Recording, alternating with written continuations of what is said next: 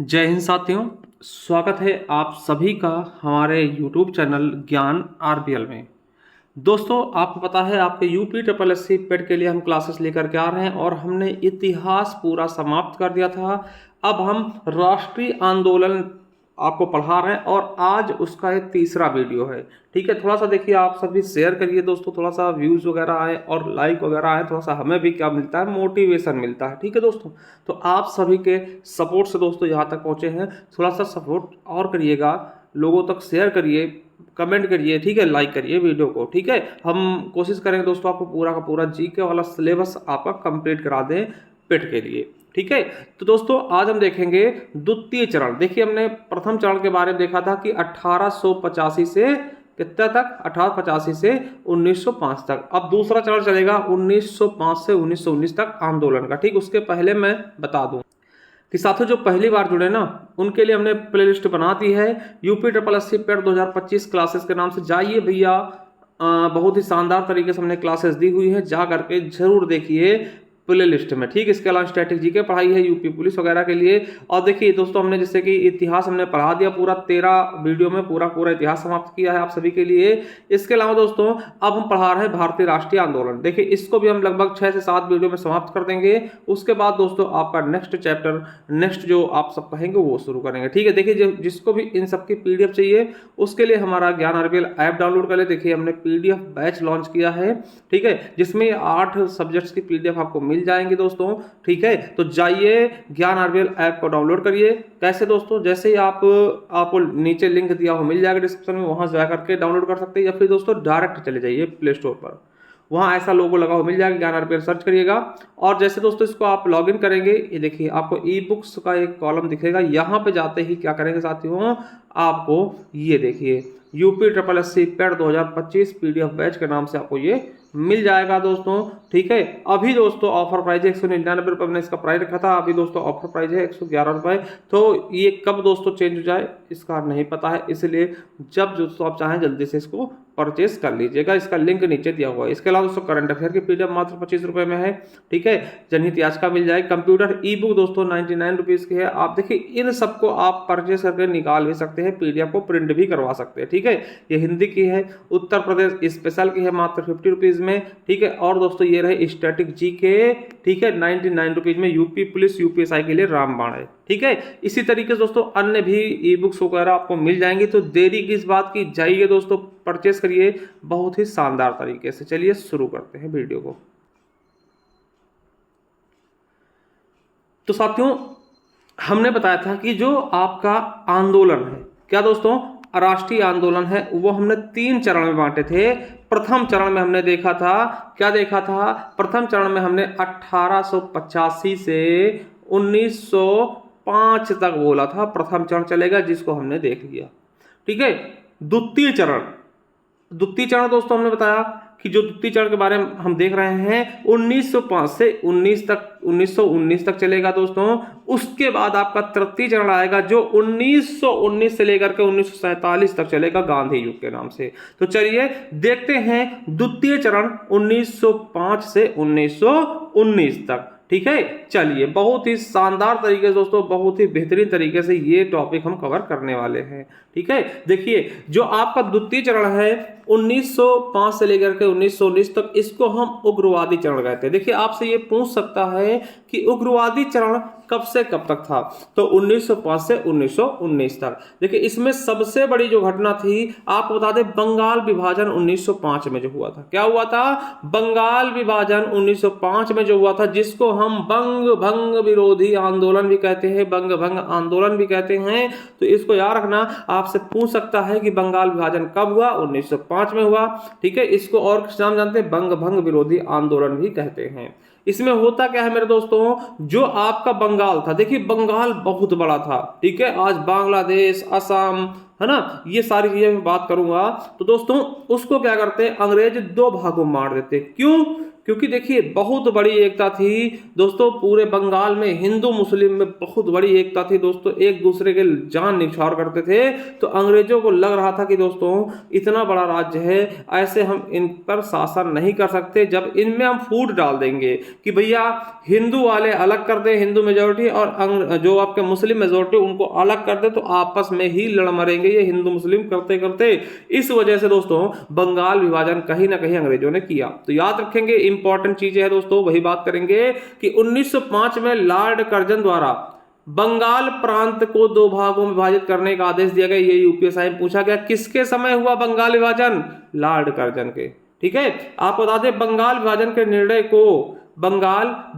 के निर्णय को स्वदेशी आंदोलन का प्रमुख कारण माना गया दोस्तों। यूपी ट्रिपल एस 2022 में पूछा गया। देखिए जब अंग्रेजों द्वारा बंगाल विभाजन किया गया तो भाई साहब पूरे देश में एक स्वदेशी आंदोलन बहुत तेजी से उठ गया। स्वदेशी मतलब क्या होता था कि हम अंग्रेजों द्वारा बनाई गई चीजों का, शिक्षा का, सबका बहिष्कार करेंगे, हम भारतीयों द्वारा सारी चीजें उनको अडॉप्ट करेंगे, ग्रहण करेंगे, उनका हम योगदान देंगे, उनको बढ़ाएंगे। ठीक है, तो ये हो गया स्वदेशी आंदोलन कि हम स्वदेशी चीजें अपनाएंगे। ठीक है, हम स्वदेशी चीजें अपनाएंगे। ठीक है, चलिए बंगाल विभाजन से पूर्व पूरे बंगाल का जो गवर्नर था वो था एंड्रयू फ्रेजर था। जब बंगाल विभाजन नहीं हुआ था उसके पहले बंगाल का जो पूरे बंगाल का दोस्तों जो गवर्नर था वो एंड्रयू फ्रेजर था, और इसी के द्वारा दोस्तों प्रस्ताव लाया गया था। चलिए जो चीजें इंपॉर्टेंट है उनकी बात हम कर लेते हैं बंगाल विभाजन संबंधित, जहां से क्वेश्चन पूछे आते हैं। ठीक है, देखिए जब बंगाल विभाजन की बात आती है उस समय बंगाल की कुल आबादी कितनी होती है? 7 करोड़ 80 लाख, लगभग 8 करोड़ के आसपास। ठीक है, कितनी? लगभग 8 करोड़ कहीं कहीं मिलेगा दोस्तों, रफली 7 करोड़ 80 लाख। ठीक है, कुल क्षेत्रफल दोस्तों 18,9,000 है ना।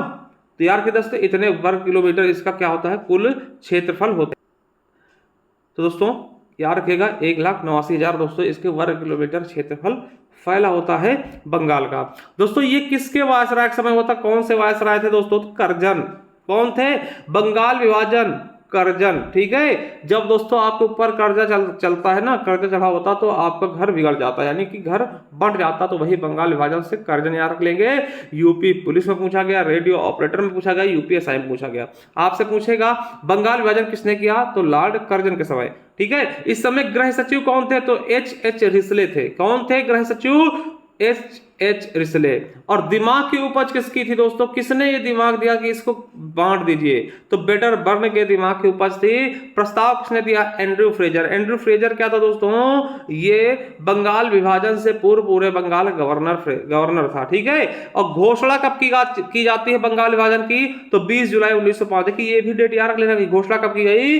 20 जुलाई 1905 को। और लागू कब किया गया मेरे साथियों? तो 16 अक्टूबर 1905 को। और इस समय जब विभाजन हुआ इस समय कांग्रेस के अध्यक्ष कौन थे? हेनरी कॉटन थे, वो भी एक अंग्रेज। ठीक है, 4 अंग्रेज बने थे, हमने पढ़ाया है, उसमें से हेनरी कॉटन क्या थे? इस समय कांग्रेस के अध्यक्ष थे। ठीक है, चलिए देखिए इनका उद्देश्य क्या था कि भारतीय राष्ट्रीयवाद को समाप्त करना। दोस्तों इन्होंने कहा जो एक दूसरे से हिंदू मुस्लिम मिलकर रहते हैं इसको समाप्त कर देंगे, जब हम अलग कर देंगे तो ये अपने अपने बारे में सोचेंगे। ठीक है, मगर अंग्रेजों ने बताया क्या, मतलब क्या जवाब दिया कि हमने क्यों अलग किया?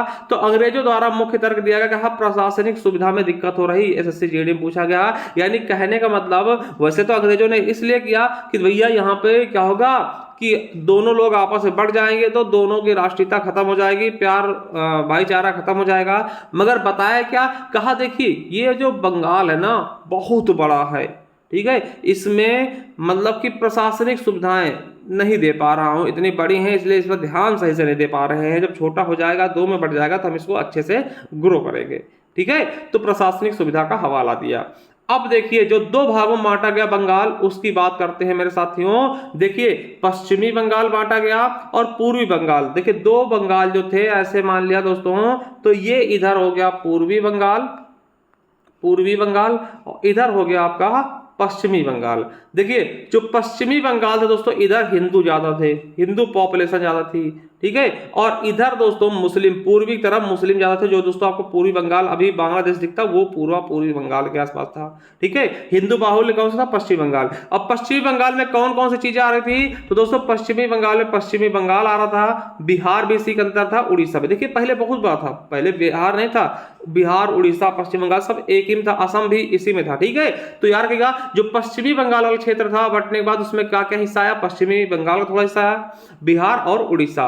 और इसकी राजधानी क्या बनाया गया? कोलकाता। को आपको पता है कि 1911 तक कोलकाता ही राजधानी रहती है भारत की, ठीक, उसके बाद दिल्ली जाती है, ठीक है। तो कोलकाता को पश्चिमी बंगाल का राजधानी बना दिया गया, ठीक है। अब आपको बता दें कि विभाजन के बाद पश्चिमी बंगाल का जो उपराज्यपाल था वो एंड्रू फ्रेजर बनता है, ठीक है। पूर्वी बंगाल दोस्तों मुस्लिम बाहुल्य था, और पूर्वी बंगाल में पूर्वी बंगाल और असम रहती है, ठीक है। जो आपका बांग्लादेश वर्तमान में वो पूर्वी बंगाल में चलाता है, जिसकी इनकी पूर्वी बंगाल की राजधानी क्या हो जाती है? ढाका। देखिए पश्चिमी बंगाल की राजधानी कोलकाता और पूर्वी बंगाल की राजधानी ढाका। आपको बता दें कि ढाका जो है इस समय बांग्लादेश की राजधानी है, ठीक है। उद्देश्य क्या था इनका? तो हिंदू और मुस्लिम में फूट पैदा करना, ठीक है, इनको आपस में लड़ा भिड़ा देना, ठीक है। चलिए आपको मैं बता दूं दोस्तों कि 7 अगस्त 1905 को कलकत्ता के टाउन हॉल में स्वदेशी आंदोलन प्रारंभ हुआ, और इसी बैठक में ऐतिहासिक बहिष्कार प्रस्ताव किया गया। मतलब जब ये विभाजन होता है इसी में कहा जाता है कि अब हम स्वदेशी आंदोलन चलाएंगे, ठीक है। और बहिष्कार इसी से शुरू हो जाता है, अंग्रेजों के द्वारा सभी चीजों का बहिष्कार करना शुरू कर दिया जाता है। आपको बता दें जब विभाजन होता है, विभाजन के दिन अर्थात 16 अक्टूबर 1905 को संपूर्ण बंगाल में शोक दिवस के रूप में मनाया गया। टैगोर के सुझाव पर दोस्तों जन एकता और रक्षाबंधन दिवस, राखी दिवस और मैत्री दिवस के रूप में बनाया गया। दोस्तों एक दूसरे को लोगों ने क्या बांधा? रक्षा सूत्र, यानी कि रक्षाबंधन मनाया और राखी बांधा एक दूसरे को कि हमसे अलग नहीं है, हम एक दूसरे से अलग नहीं है, ठीक है। चलिए ये चीजें आप समझ रहे होंगे बहुत ही शानदार तरीके से, बहुत ही अच्छे से। आपको बता दें कि रविन्द्रनाथ टैगोर ने इसी दिन दोस्तों अमार सोनार बांग्ला गीत गाया, जो कि दोस्तों आगे चल करके बांग्लादेश का राष्ट्रगान बना। देखिए आपके रविन्द्रनाथ टैगोर जी 2 देशों का राष्ट्रगान लिखा है, एक तो भारत का और दूसरा बांग्लादेश का, ठीक है। यहीं पर दोस्तों गाया गया था। चलिए आपको बता दें कि वंदे मातरम आंदोलन के प्रमुख नेता हरि सर्वोत्तमा राव, पिंगली लक्ष्मी नारायण, कासिन धुनी वीरा और मल्लयाबोदी नारायण राव एवं अन्य थे दोस्तों, ये भी याद रखेंगे। और आपको बता दें दोस्तों कि स्वदेशी आंदोलन के दौरान दोस्तों अमार सोनार बांग्ला गीत गाया जाता है रविन्द्रनाथ टैगोर द्वारा, जो कि क्या है वर्तमान में दोस्तों बांग्लादेश का राष्ट्रगान है। दोस्तों यूपीएससी में पूछा गया है, ठीक है।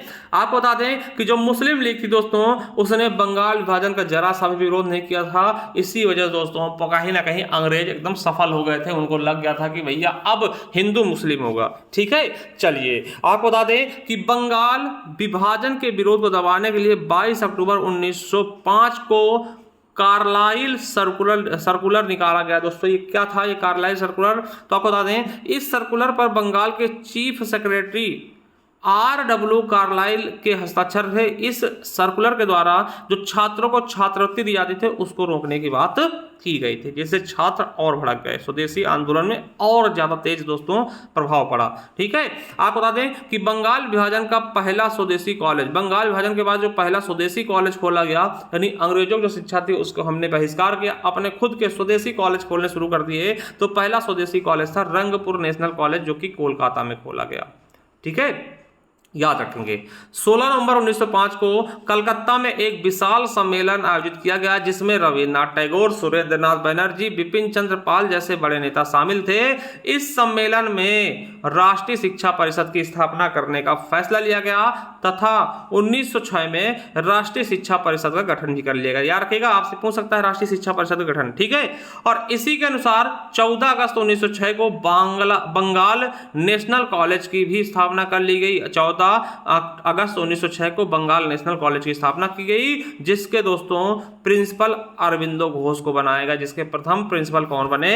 अरविंदो घोष, ठीक है। याद रखेंगे मेरे दोस्तों, राष्ट्रीय शिक्षा परिषद की स्थापना 1906 में की गई और बंगाल नेशनल कॉलेज की स्थापना भी 14 अगस्त 1906 की गई, जिसके प्रथम प्रिंसिपल दोस्तों अरविंदो घोष को बनाया गया। ठीक है, चलिए। और दोस्तों बंगाल में राष्ट्रीय शिक्षा को प्रसारित करने का कार्य डॉन सोसाइटी ने किया। इसकी स्थापना 1902 में विश्वविद्यालय कमीशन के विरोध में सतीश चंद्र मुखर्जी द्वारा किया गया था। रविन्द्रनाथ टैगोर ने दोस्तों शांति निकेतन की स्थापना की। ये भी क्वेश्चन दोस्तों यूपीएससी में पूछा गया 2021 के। शांति निकेतन की स्थापना किसने की? रविन्द्रनाथ टैगोर ने। वही दोस्तों आचार्य पीसी राय ने प्रसिद्ध बंगाल केमिकल स्वदेशी स्टार्स, ठीक है, कि स्टोर्स की स्थापना भी की थी। और याद रखना कि कला के क्षेत्र में रविन्द्रनाथ टैगोर ने 1906 में Indian society of oriental arts की भी स्थापना कर दी स्वदेशी मामले में। ठीक है, वहीं दोस्तों बहिष्कार शब्द का सर्वप्रथम प्रयोग 3 जुलाई 1905 को कृष्ण कुमार मित्र ने अपने संजीवनी पत्रिका में किया था। बात करें कि स्वदेशी आंदोलन में तिलक ने स्वदेशी का प्रचार करने के लिए स्वदेशी वस्तु प्रचारणी सभा का भी स्थापना किया था। क्या? स्वदेशी वस्तु प्रचारणी सभा की स्थापना कर दी। ठीक है, वही बात करते हैं बंबई और पूना में। क्या? बंबई और पूना में स्वदेशी आंदोलन का नेतृत्व तिलक एवं उसकी पुत्री श्रीमती केतकर, शिवराम पंत जी और श्रीमती एबी जोशी द्वारा किया गया। वही बात कर लें कि अजीत सिंह और लाला लाजपत राय ने स्वदेशी को पंजाब एवं उत्तरी भारत में फैलाया। यानी कि पंजाब के क्षेत्र में भी दोस्तों इसको फैलाया गया, उत्तरी भारत में भी दोस्तों इसको फैलाया गया। किसके द्वारा? अजीत सिंह और लाला लाजपत राय जी के द्वारा।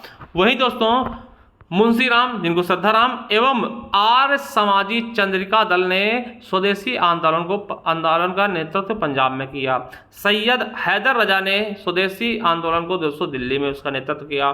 चिदम्बरम पिल्लई एवं सुब्रमण्यम शिवा स्वदेशी आंदोलन को दोस्तों दक्षिण भारत यानी मद्रास प्रेसिडेंसी में लेकर के गए, वहां भी स्वदेशी आंदोलन को तेजी हवा दी। ठीक है, मैं बता दूं कि बंगाल विभाजन के बाद लोगों को क्रोधित कर दिया गया और डेल्टा आंध्र में स्वदेशी आंदोलन 11 फरवरी 1907 से वंदे मातरम आंदोलन के नाम से प्रसिद्ध हुआ। दोस्तों ये क्वेश्चन भी आपके यूपी SSSC पेट में पूछा गया। यानी वंदे मातरम आंदोलन भी स्वदेशी आंदोलन ही था जो कि आंध्र प्रदेश के आसपास फैला था।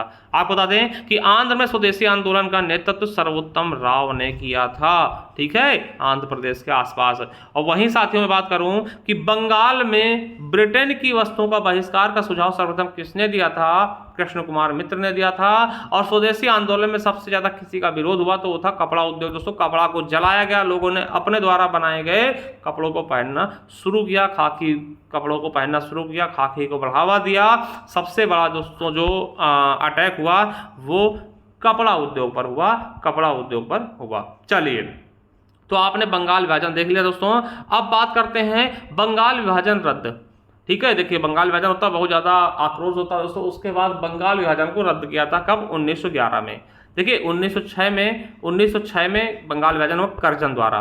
1911 में दोस्तों हर्डिंग दुत्ती द्वारा से इसको रद्द कर दिया गया। तो याद रखिएगा, जब तीसरे दिल्ली दरबार के समय बंगाल विभाजन को रद्द कर दिया जाता है। किसके समय? हर्डिंग दुत्ती समय क्या होता है? वायसराय होता है। आपको बता दूं कि दिल्ली को राजधानी बनाने की घोषणा 1911 में की जाती है और 1912 में दिल्ली को राजधानी बना दी जाती है। 1911 तक राजधानी कौन सी थी? कोलकाता। 1912 में दिल्ली राजधानी बनती, जो कि अभी भी भारत की राजधानी है। ठीक है, चलिए। बंगाल विभाजन रद्द करने के बाद बिहार व उड़ीसा को बंगाल से अलग ही कर दिया जाता है दोस्तों। ठीक है, और याद रखना कि अरुंडेल कमेटी 1906 में बंगाल विभाजन को रद्द करने की संस्तुति दी थी। यानी कि अरुंडेल समिति थी, इसने कहा था बंगाल विभाजन को रद्द कर देना चाहिए। ठीक है, चलिए। अब दोस्तों बात करते हैं मुस्लिम लीग की। मुस्लिम लीग, जिसको हम अखिल भारतीय मुस्लिम लीग भी कहते हैं, इसके बारे में थोड़ा सा हम देख लेते हैं। चलिए, बात आती है मुस्लिम लीग आपसे पूछे या फिर अखिल भारतीय मुस्लिम लीग पूछे, दोनों एक ही है। 1906 में इसकी स्थापना होती है। आपको बता दें कि इसकी स्थापना 30 दिसंबर 1906 को ढाका में होता है। ढाका कहाँ है? जो वर्तमान में बांग्लादेश की राजधानी है। ठीक है, वैसे दोस्तों उस समय पूर्वी बांग्लादेश था। यूपीएससी में पूछा गया। इसके संस्थापक कौन थे? तो नवाब सलीमुल्लाह खां। क्या, नवाब सलीमुल्लाह खां, और इस समय वायसराय थे मिंटो, लॉर्ड मिंटो, याद रखेंगे।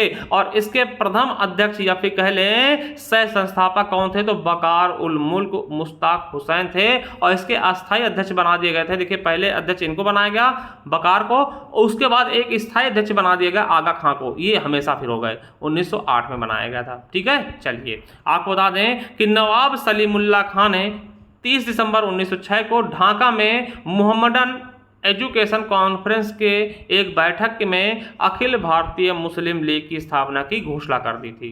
ठीक है, यानी कि 30 दिसंबर 1906 को इसकी स्थापना ढाका में हुई थी, किसके द्वारा, सलीमुल्लाह खां के द्वारा।